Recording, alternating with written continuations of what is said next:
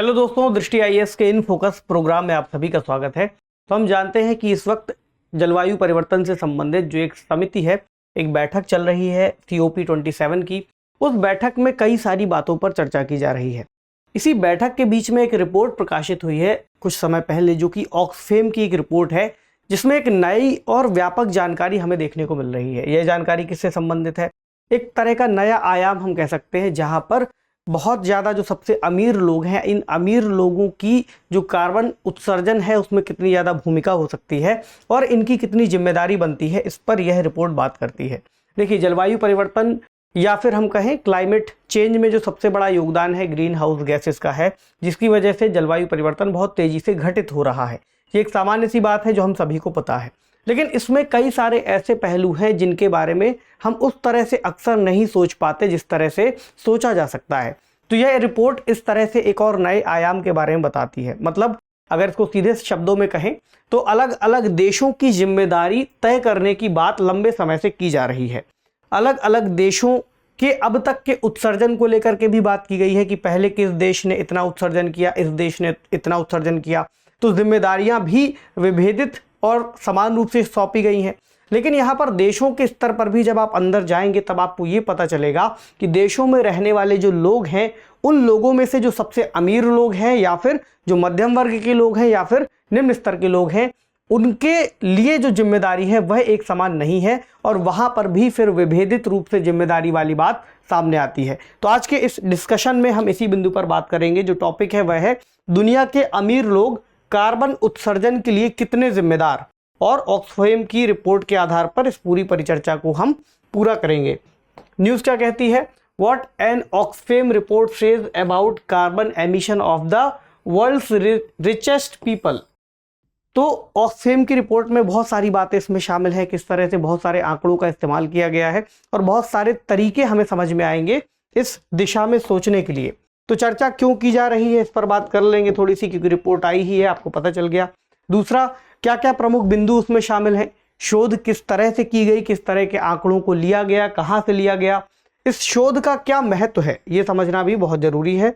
इसके अलावा अरबपतियों के द्वारा जो निवेश के रूप में एमिशन की बात है, उसके अलावा उनके व्यक्तिगत रूप से जो उपभोग किया जा रहा है उसका उत्सर्जन भी देखेंगे। समाधान के क्या उपाय हो सकते हैं और कुछ प्रश्न जो कि प्रीलिम्स और मेंस दोनों के स्तर पर आपकी तैयारी में सहायता करेंगे। विषय किससे जुड़ेगा? जीएस पेपर 3 से, जलवायु परिवर्तन, पर्यावरण संरक्षण और आर्थिक विकास। शुरू करें। चर्चा क्यों की जा रही है समझ ही चुके हैं आप। ऑक्सफैम की रिपोर्ट आई है, उस रिपोर्ट का नाम क्या है? Carbon billionaires, the investment emission of the world's richest people. तो विश्व के सबसे धनी लोगों के द्वारा निवेश किए जाने की वजह से जो उत्सर्जन हो रहा है उस पर यह रिपोर्ट बात करती है। तो ऑक्सफैम की अगर हम बात करें तो ऑक्सफैम इंटरनेशनल के नाम से इसको जाना जाता है, जिसकी अलग अलग देशों में कई सारी संस्थाएं हैं। लगभग 70 देशों में इसकी भागीदारी है। इसकी स्थापना ऑक्सफैम इंटरनेशनल की 1995 में हुई थी और ये स्वतंत्र रूप से जो एनजीओज हैं, लगभग 21 एनजीओ, उन्होंने मिलकर के एक संघ का निर्माण किया और फिर ऑक्सफैम इंटरनेशनल सामने आया। वो आपस में जुड़े ताकि विश्व के स्तर पर जो उनके प्रयास है उनको और मजबूत कर सके। अब यहाँ पर एक शब्द है ऑक्सफैम।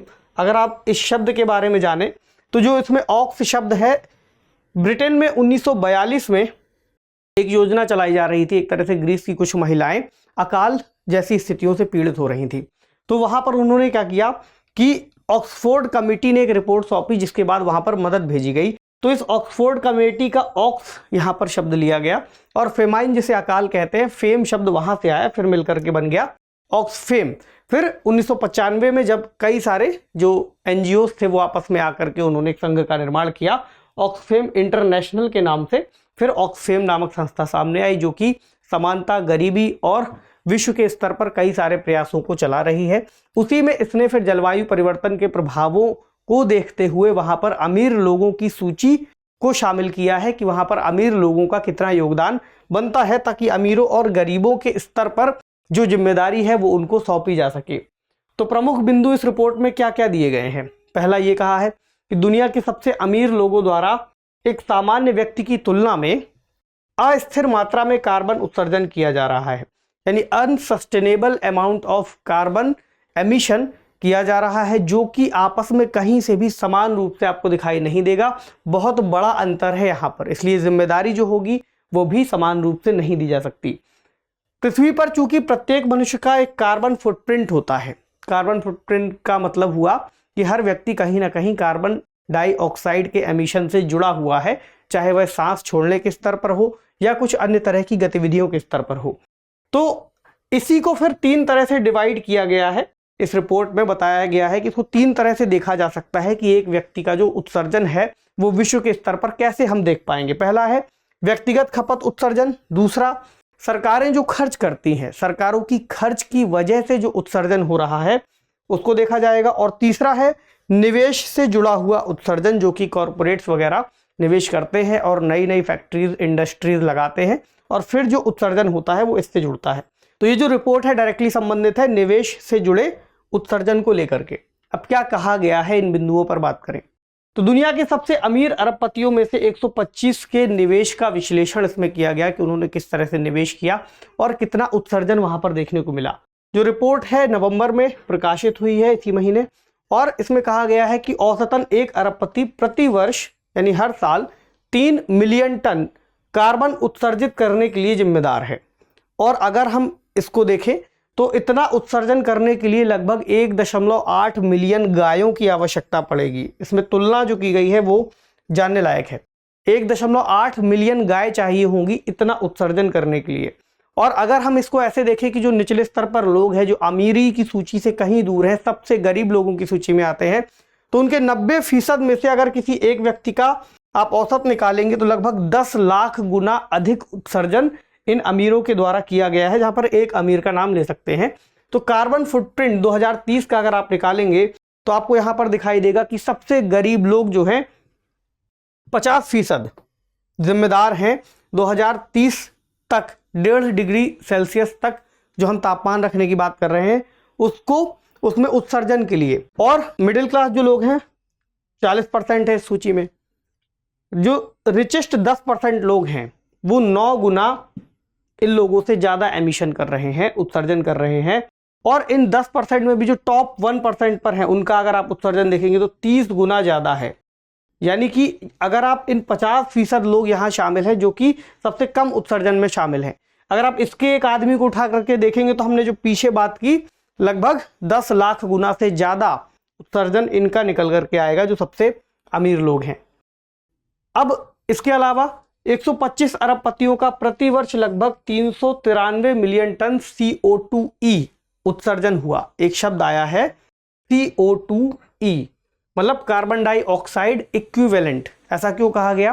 क्योंकि जरूरी नहीं कि वातावरण में केवल कार्बन डाइऑक्साइड गैस ही रिलीज हो रही हो। तो इक्विवेलेंट इसलिए कह रहे हैं कि ऐसी गैसेस जो ग्रीन हाउस प्रभाव को बढ़ाने के लिए जिम्मेदार हैं, उसमें कार्बन के अलावा भी कुछ गैसेस हो सकती हैं, मतलब जो कार्बन डाइऑक्साइड से अलग हैं, तो उन गैसेस को भी शामिल कर लिया जाएगा और उनका प्रभाव इतना देखा जाएगा जितना कार्बन डाइऑक्साइड गैस का होता है। मान लीजिए कार्बन डाइऑक्साइड 1 गुना शक्तिशाली है इस तरह का प्रभाव छोड़ने के लिए, और मीथेन उससे 15 गुना ज्यादा शक्तिशाली है।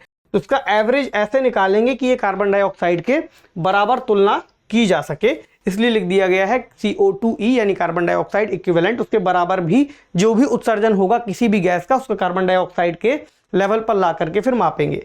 तो ये जो उत्सर्जन इन्होंने किया है ये फ्रांस के वार्षिक कार्बन उत्सर्जन के बराबर है। मतलब फ्रांस जैसे एक देश के सालाना उत्सर्जन के बराबर केवल 125 अरबपतियों द्वारा जो निवेश के माध्यम से किया गया उत्सर्जन है वो आता है लगभग 393 मिलियन टन। जबकि फ्रांस में कितने लोग रहते हैं? 67 मिलियन लोगों वाला एक देश है। अब प्रत्येक अरबपति के उत्सर्जन को ऑफसेट अगर आप करेंगे, यानी कि हटाना चाहेंगे, अगर आप ये सोचे कि इसको अब्जॉर्ब कर लिया जाए, तो इसके लिए लगभग 4 मिलियन लोगों को शाकाहारी बनना होगा। क्योंकि ऐसा भी देखा जाता है कि जो लोग मांसाहार करते हैं या फिर नॉन वेजिटेरियन है, उसकी वजह से भी कई सारी गैसेस का उत्सर्जन होता है, खासतौर से मीथेन जैसी गैस का। तो अगर 1 अरबपति के उत्सर्जन को आपको ऑफसेट करना है तो 4 मिलियन लोगों को शाकाहार को अपनाना होगा। तो एक बड़ी तुलना आपको यहाँ पर दिखाई देगी कि कितना ज़्यादा बड़ा अंतर है। अब देखिए कि शोध के आयाम क्या हैं, शोध किस तरह से की गई।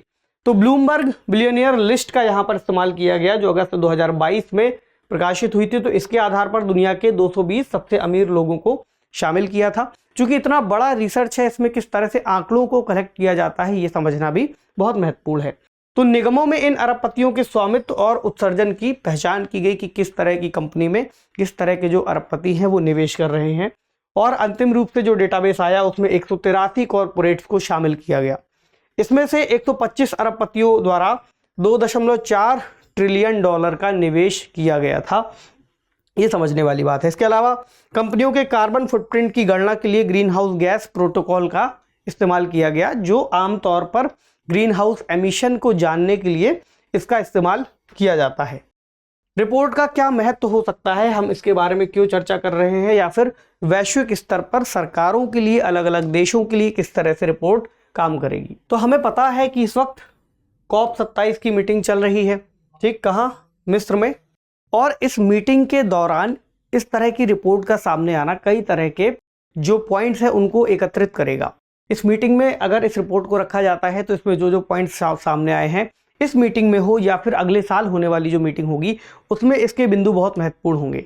आप इस बात को जरा समझिए कि अभी जो हम बात करते हैं देशों के स्तर पर कि अमीर देशों को गरीब देशों के लिए वित्त की व्यवस्था करनी चाहिए, ये काफ़ी लंबे समय से डिमांड की जा रही थी।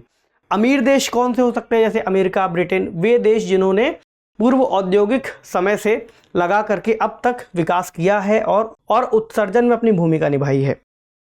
कल्पना कीजिए कि हम अमेरिका की ही बात कर लेते हैं। यूएसए में रहने वाला एक आदमी जो कि बहुत अमीर है, बहुत रिचेस्ट है, और दूसरा व्यक्ति जो बहुत सामान्य है, सामान्य सा जीवन जीता है, रिचेस्ट की तुलना में कहीं नीचे है। तो अगर कोई ये कहे या फिर अगर इस बात को तय किया जाए कि यूएसए के ऊपर जिम्मेदारी है $100 बिलियन देने की, मान लीजिए $100 बिलियन यूएसए को देना है, तो यूएसए या फिर कोई भी देश हो सकता है, तो वहाँ पर जो $100 बिलियन की राशि है वो आम लोगों के लिए इस्तेमाल की जा सकती थी अगर सरकार उसका कल्याणकारी योजनाओं में इस्तेमाल करती। लेकिन अभी ओवरऑल जो वो इन्वेस्ट करेगी या फिर देगी तो जलवायु परिवर्तन के प्रभावों को रोकने में उस राशि का इस्तेमाल किया जाएगा। ठीक है, वो भी बहुत ज़रूरी बात है। लेकिन दूसरी बात यह है कि इसके लिए क्या केवल एक सामान्य व्यक्ति द्वारा दिया गया कर जिम्मेदार था, लेकिन इसके लिए जो सबसे ज़्यादा एमिशन किया वो किसने किया, जो बहुत ज़्यादा अमीर लोग थे। इस रिपोर्ट से हमें पता चलता है। तो अब यहाँ पर सवाल ये आएगा कि जो जिम्मेदारी बनेगी, जो कर देने वाली बात है, उसमें अमीर लोगों के लिए कर की जिम्मेदारी कितनी होनी चाहिए उनके एमिशन को देखते हुए। ठीक, ये एक बहुत महत्वपूर्ण बात है। तो जलवायु नीति निर्माण के लिए ये बहुत जरूरी रिपोर्ट है। दूसरा, आर्थिक असमानता और जलवायु संकट के बीच में संबंधों को दिखाती है कि वो लोग जो गरीब हैं और सबसे ज़्यादा नुकसान भी उनको ही हो रहा है। ठीक, जलवायु परिवर्तन के प्रभावों को, आईपीसीसी की रिपोर्ट्स को जब आप जाकर के देखेंगे तो आपको यही पता चलेगा, मरुस्थलीकरण, बाढ़, सूखा या फिर ओलावृष्टि या फिर जो जंगलों में आगजनी या फिर जो भी घटनाएं घटित हो रही हैं, इसके जो भी प्रभाव हो रहे हैं, उससे सबसे ज़्यादा प्रभावित गरीब लोग ही हो रहे हैं, क्योंकि उनके पास संसाधनों का अभाव है और जो प्रभाव पड़ेगा, जो ज़मीन डूब जाएगी, वो सब उनके ऊपर ही प्रभाव डालेगी। तो एक संबंध ये दिखाई देगा। तो आलोचनात्मक दृष्टिकोण हमें यहाँ पर देखने को मिलता है कि हम इसका उपयोग किस तरह से करेंगे। इसके अलावा अरबपतियों के पास विश्व स्तर पर मान्यता प्राप्त निगमों में महत्वपूर्ण धन दिया हुआ है उन्होंने, और उनकी हिस्सेदारी है। ऐसे में जो उनकी ताकत है कहीं ज़्यादा बढ़ जाती है। उनके द्वारा जो निवेश किया जाना है, कोई भी एक फैसला अपने आप में बहुत महत्वपूर्ण हो सकता है। तो उनके व्यवहार के तरीकों को प्रभावित करने की शक्ति है उनके पास कि किस तरह से निगम कार्य करेंगे, किस तरह के निगमों में या फिर कॉरपोरेट्स में निवेश किया जाना चाहिए। तो निवेशकों का आचरण का पर्यावरण पर प्रभाव निश्चित तौर पर पड़ रहा है, और निवेशकों द्वारा लिए गए निर्णय बहुत ज़्यादा महत्वपूर्ण है कि वो कैसी कंपनी में निवेश करना चाहते हैं। ऐसी कंपनियां जो फॉसिल फ्यूल से संबंधित है, यानी जीवाश्म ईंधनों को लेकर के काम कर रही हैं, या फिर इसी तरह की कोई और कंपनी हो सकती है जो कि अपने कार्बन को कम करने की जिम्मेदारी को, कार्बन एमिशन को कम करने की जिम्मेदारी को ठीक तरह से नहीं निभा रही है। तो अगर वो ऐसी कंपनियों में निवेश कर रहे हैं तो अपने आप में उनकी जिम्मेदारी ज़्यादा बनती है।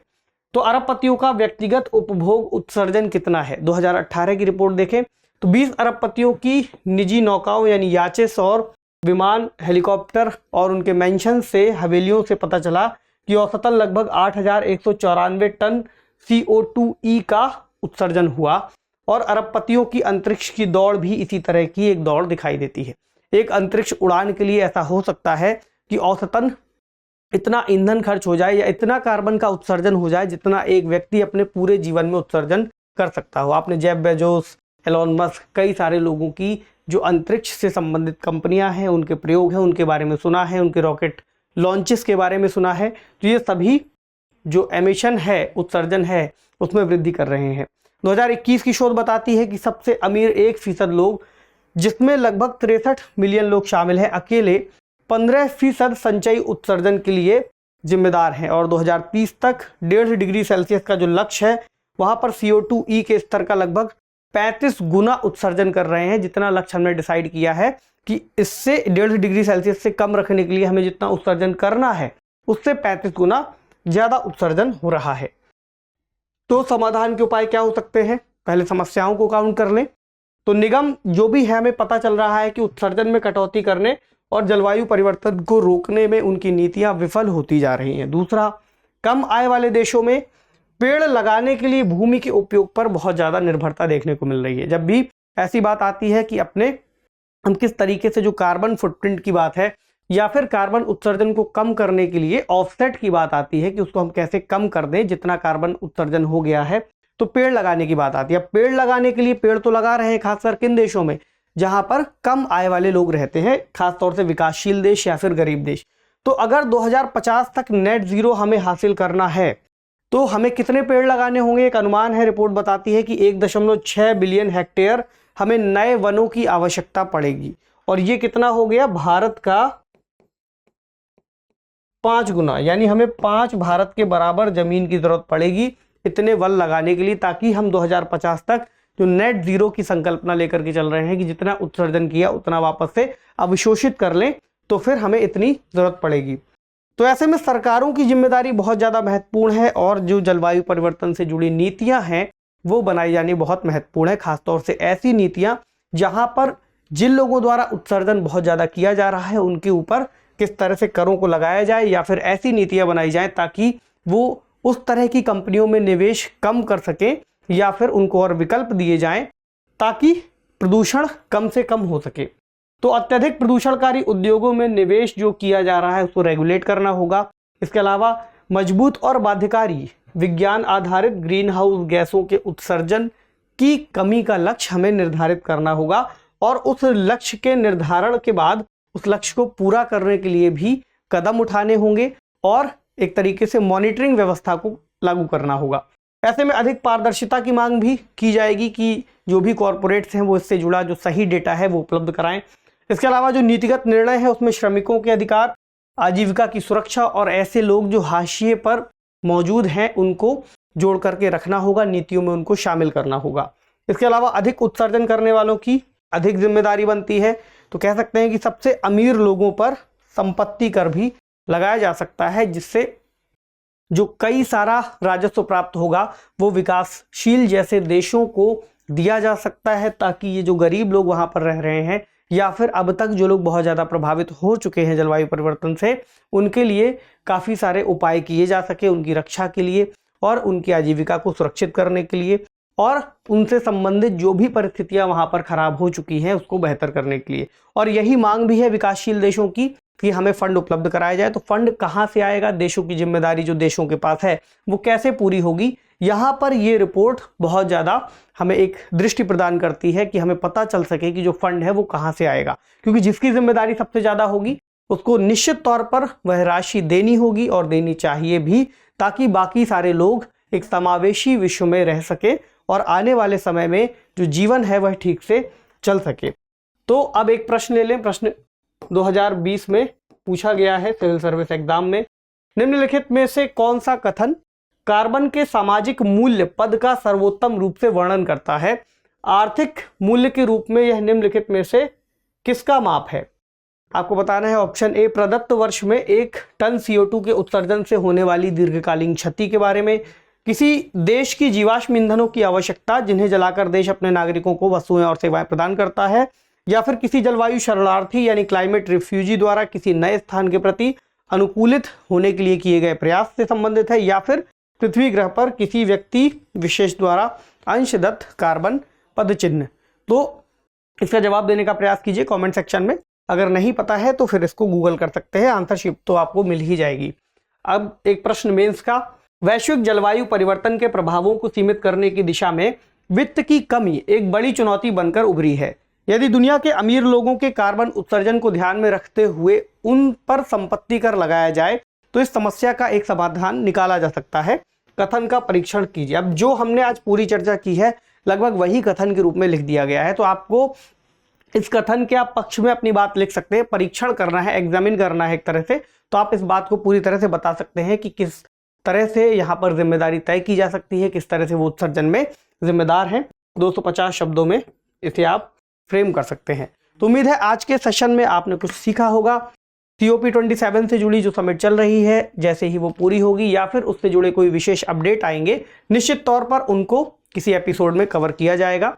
तब तक आप पढ़ते रहिए, अपना खूब सारा ख्याल रखिए। शुक्रिया।